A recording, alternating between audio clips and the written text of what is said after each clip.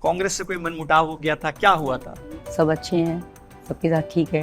अगर कांग्रेस को आपकी जरूरत पड़ती है, सावित्री जिंदल की जरूरत कांग्रेस को पड़ती है, तो क्या आप उनका साथ देंगी? देखिए अभी मैंने ऐसा कुछ भी नहीं सोचा हुआ है, मैंने सब भगवान पे छोड़ा हुआ है। क्या बीजेपी ने आपको टिकट ऑफर नहीं किया या आपने टिकट नहीं मांगा? मेरे तो हिसार परिवार ने मुझे कहा कि चुनाव लड़ना है और उन्होंने मुझे कहा कि निर्दलीय चुनाव लड़िए आप। आपके बेटे नवीन जिंदल के लिए धर्म संकट हो गया है। एक तरफ माँ है, दूसरी तरफ पार्टी है। चुनाव प्रचार करने आएंगे? उनकी पार्टी उन्हें जो आदेश देगी वो करेगा। कि आप चुनाव जीत जाती हैं तो आप किसके साथ रहेंगी? आपका मतलब आइडियोलॉजिकल पोजीशन क्या होगा? राजनीति में बार बार कहा जाता है कि पैसे को लेकर बड़ा वो रहता है कि गरीब का दर्द कोई अमीर क्या जानेगा। ये बड़ा प्रधानमंत्री भी अपने भाषणों में कहते हैं, कई नेता कहते हैं। इस ऐसे बयानों को आप किस तरह देखती हैं?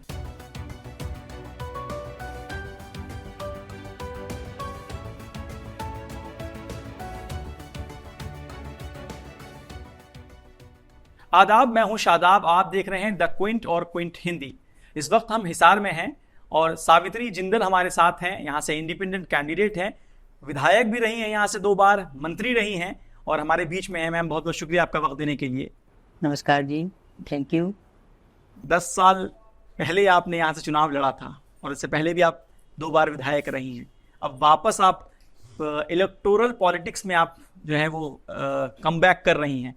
क्या वजह हुई जो आपको फिर से चुनाव में आना पड़ा? शुरू में जिंदल साहब यहाँ से चुनाव लड़ते थे और जब जिंदल साहब की, आपको मालूम ही है, 2005 में जब उनका हेलीकॉप्टर क्रैश हुआ, उनके जाने के बाद मैं पॉलिटिक्स में आई।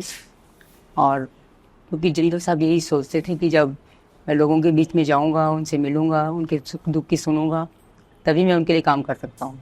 तो उनके जाने के बाद मैं आई और मैंने भी यही सोचा कि मैं अपने लोगों के लिए काम करूँ। और वास्तव में सच्चाई यही है कि मैं पहले लोकल बॉडी मिनिस्टर रही, फिर मुझे रेवेन्यू भी मिला। मैं 10 साल तक रही पॉलिटिक्स के अंदर। और जब 2014 के जब चुनाव हुए थे, उस समय एक तरफा लहर थी, तो उसमें मैं रह गई थी, मोदी लहर। और 19 में फिर मैंने चुनाव नहीं लड़ा था। मैंने सोचा कोई बात नहीं है, नहीं लड़ती अब की बार। तो अब क्या, मेरे लोगों ने, सबने, मेरे हिसार परिवार ने कहा कि अब क्या आपको चुनाव छोड़ना नहीं है, चुनाव ज़रूर लड़ना है। तो हम सब साथ हैं आपके और चुनाव लड़िए आप। और मैं उनके कहने से चुनावी मैदान में आ गई। सावित्री जी, आपने कभी सोचा था कि मतलब आप राजनीति में आएंगी, चुनाव लड़ेंगी? हाँ, कभी सोचा नहीं था। वो तो जिंदल साहब का जब वो हादसा हो गया तो उस वजह से मुझे आना पड़ा। मेरे बच्चों ने कहा कि आप इसमें चले जाओ तो अच्छा रहेगा, आप लोगों की सेवा कर पाओगे, मिलोगे, अच्छा लगेगा आपको। तब मैं आ गई थी। हरियाणा में अब तक जो है वो कांग्रेस और बीजेपी के बीच फाइट देखी जा रही थी। ये कहा जा रहा था ये दोनों के बीच फाइट है। अब देख रहे हैं कि हिसार की अगर सीट की बात करें, आप यहाँ से चुनाव लड़ी, यहाँ ट्रायंगुलर फाइट हो गया आपके आने की वजह से। आपने एकदम नया चुनौती दे दिया है। मैंने तो अपने हिसार परिवार की बात मानी जी। उन्होंने मुझे यही कहा कि हमें तो निर्दलीय चुनाव लड़ना है और मैं मैदान में आ गई। तो आपके इस चुनाव में मुद्दे क्या हैं? मतलब किन मुद्दों को आप लेकर चुनाव में उतर रही हैं? आपके लिए क्या सबसे इम्पोर्टेंट है यहाँ पे? देखिए, इस समय जो है हिसार के अंदर मूलभूत सुविधाएं जो हैं वो सारी चरमराई हुई हैं। सीवरेज व्यवस्था ठीक नहीं है, पानी की निकासी का प्रबंध नहीं है, सड़कों पे पशु बैठे हैं और सड़कें टूटी हुई हैं। लोगों ने तो मेरे से यही कहा कि सारी हमारी मूलभूत सुविधाएं जो हैं वो हमें मिलनी चाहिए, आप आ जाओगे तो हम आपके साथ मिलकर सारी करवाएंगे। मैं भी कि हाँ, मेरे शहर की सारी जिस तरह से व्यवस्था ठीक नहीं है, मैं आके करवाऊँगी, यही सोच के मैं आ गई इसमें। आप 10 साल नहीं रही तो चीज़ें बदल गई यहाँ पे? हाँ, 10 साल दूर रहने से, देखिए मैं हिसार से आती रही, हर हफ्ते 10 दिन में मैं आती रही, अपने लोगों से मिलती रही, तो इसीलिए छोटे मोटे जो काम थे वो तो मैं करती रही। बाकी सरकारी काम जो भी होते हैं उस सब तो मैंने ध्यान भी नहीं दिया, क्योंकि राजनीतिक जो लोग होते हैं वही अपना काम करते हैं, उधर मैंने कुछ ध्यान नहीं दिया था। अपने लोगों से मिलना जुलना मेरा होता रहता था।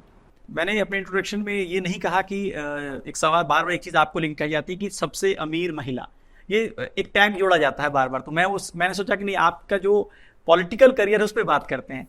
ये जो लोग बार बार इस्तेमाल करते हैं और राजनीति में बार बार कहा जाता है कि पैसे को लेकर बड़ा वो रहता है कि गरीब का दर्द कोई अमीर क्या जानेगा। ये बड़ा प्रधानमंत्री भी अपने भाषणों में कहते हैं, कई नेता कहते हैं। इस ऐसे बयानों को आप किस तरह देखती हैं?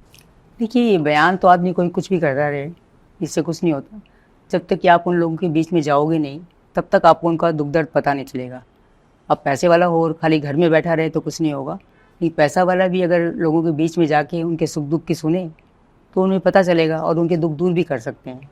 आपने मतलब कांग्रेस से आपका पुराना रिश्ता रहा है, लंबे वक्त तक आप लोग साथ रहे हैं। आपने कांग्रेस मार्च में आई थिंक छोड़ दिया 2024 में, और बीजेपी में ज्वाइन कर गए आप लोग।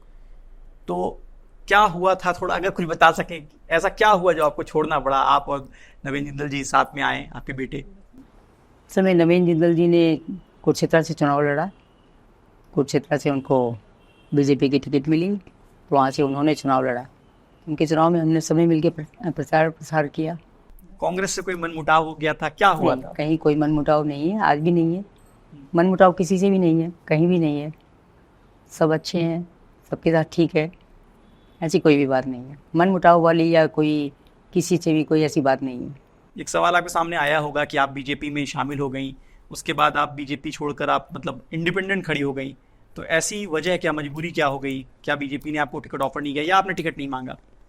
लेकिन या तो मैंने टिकट मांगा था, और फिर हमारे जो यहाँ से विधायक और मंत्री हैं डॉक्टर साहब, उन 2 बार वो जीत चुके थे, तो तीसरी बार उनको ही मिलना था टिकट। तो मेरे तो हिसार परिवार ने मुझे कहा कि चुनाव लड़ना है। अब यार हम चुनाव नहीं छोड़ेंगे, क्योंकि उन लोगों को लग रहा था कि चुनाव लड़ना चाहिए, और उन्होंने मुझे कहा कि निर्दलीय चुनाव लड़िए आप। तो मैं उनके कहने से निर्दलीय लड़ने के लिए तैयार हो गई।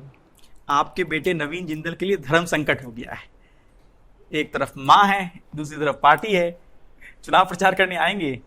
देखिए, उनको पार्टी से बंधे हुए हैं, उनकी पार्टी उन्हें जो आदेश देगी वो करेगा। यहाँ पर मेरे हिसार परिवार के सभी लोग लगे हुए हैं, तो यहाँ पर कोई बात नहीं है। लेकिन नवीन जिंदल की माँ क्या चाहती हैं? देखिए, माँ चाहती है कि बेटे को कोई तकलीफ ना आए, बेटा खुश रहे। तो अपनी पार्टी की उसकी ड्यूटी होती है, उसको अपना काम करना चाहिए, पार्टी का काम करना चाहिए। इसमें एक सवाल यह है कि क्या अभी आप भारतीय जनता पार्टी की सदस्य हैं? नहीं, मैं भारतीय जनता पार्टी से। तो आप सदस्य नहीं हैं। कहीं मैं पढ़ रहा था कि कांग्रेस से आपने सदस्यता शायद मतलब छोड़ा नहीं था, ये भी कुछ कई स्टेटमेंट था। कहीं छोड़ा भी नहीं, कहीं लिया भी नहीं। ये पॉइंट है। हिसार के वोटर थोड़ा कंफ्यूज हैं।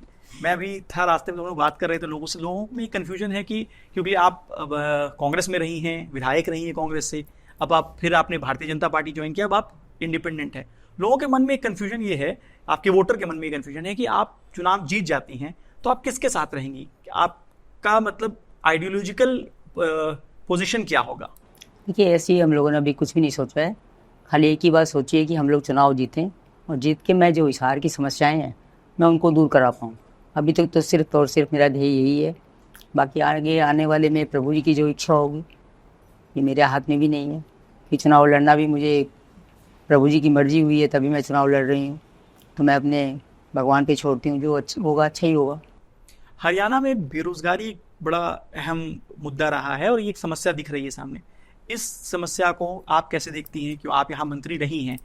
नहीं, मैं मानती हूँ बेरोज़गारी बहुत है, क्योंकि आजकल बच्चे अच्छा पढ़ रहे हैं, सभी को अच्छी स्कूलिंग सबको मिल रही है। लेकिन मैं तो एक ही बात कहना चाहूँगी कि पढ़ाई के साथ साथ उनको स्किल भी मिले कुछ।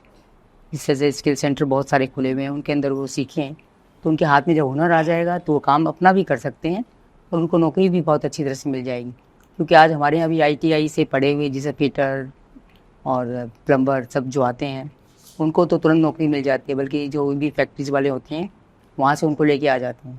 तो बेरोज़गारी दूर करने के लिए कि बच्चों के हाथ में हुनर भी होना चाहिए, वो सीखें और फिर उनको नौकरी में कोई कमी नहीं रहेगी। कहा जा रहा है इस बार कई सारे सर्वे या कई सारे लोग जो बात कर रहे हैं उसमें ये है कि कांग्रेस थोड़ा मजबूत दिख रही है चुनाव में, कांग्रेस भी दावा कर रही है इस तरह से। एक सवाल ये है कि अगर, क्योंकि आप कांग्रेस परिवार से बहुत जुड़ी रही हैं, अगर कांग्रेस को आपकी ज़रूरत पड़ती है, सावित्री जिंदल की ज़रूरत कांग्रेस को पड़ती है, तो क्या आप उनका साथ देंगी? देखिए, अभी मैंने ऐसा कुछ भी नहीं सोचा हुआ है, मैंने सब भगवान पे छोड़ा हुआ है, जो करेंगे अच्छा करेंगे। मैं कहीं पढ़ रहा था कि हिसार में अपराध का भी बड़ा, क्राइम को लेकर भी बहुत सारी चीज़ें हो रही हैं, जो यहाँ बिजनेस कम्युनिटी है उनको अफेक्ट हुआ है, तो उसके लिए क्या आप किस तरह देख रही हैं? नहीं, मैंने तो आप देखिए आपसे एक ही बात कही कि हिसार की जो भी समस्याएं हैं, हाँ वास्तव में पिछले दिनों व्यापारियों पर बहुत फिरौती मांगने की जिससे आई हुई थी, कई जगह तो लोगों ने दे भी दी थी, पता भी नहीं चला, और बहुत तो लोग डरे हुए भी थे। और इससे महिला सुरक्षा का भी है, महिलाओं की कहीं भी चेन खींच लेते हैं, तो दोनों चीज़ का है। तो इसके लिए भी मतलब मैं पूरी कोशिश करूँगी कि ये सब भी फिर से ना हो और सब लोगों को सुरक्षा भी मिले, यही बहनों को सुरक्षा मिले, व्यापारियों को सुरक्षा मिले। तो 10 साल से भारतीय जनता पार्टी की सरकार थी, तो इस मामले में आप मान रही हैं कि एक सरकार की नाकामी कहीं ना कहीं रही है इसमें? नहीं, इसके बारे में मैं ऐसे कुछ नहीं कहूँगी। जो सरकार आती है वो अपना तरह से अच्छे करने की कोशिश करती है और कहीं कहीं पर नहीं हो पाता।